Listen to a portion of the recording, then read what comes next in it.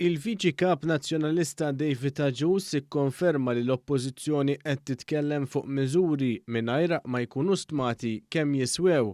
F'konferenza tal-aħbarijiet David Aġus bħal kap tiegħu Adrian Dalija ma qalx kemm tiswa miżura tal-ħlas ta' nofs paga tal-ħaddiema meta mistoqsi dirett David Aġus ġaba fit-tul. Semmejtu diversi miżuri fosthom il-ħlas ta' 50% tal-paga. Konkretament, tafu kemm tista' tiġi tiswa din il-miżura? Iva, di domanda diġa għamiltuha, titirrepetuha u smajtkom tajtuha wkoll f'konferenzi bħal dawn.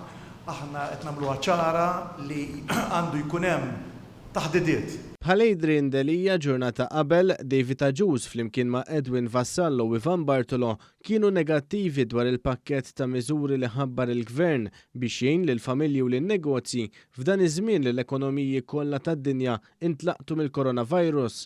Fil-fatt l-Oppożizzjoni ddeskriviet il-pakkett ta' kważi 2 biljun euro f'miżuri għan-negozju u l-familji imħabbra mill-Prim Ministru bħala daħka fil-wiċċ. B'reazzjoni għal dan il-Partit Laburista kien saħaq li l-Oppożizzjoni hija bla direzzjoni.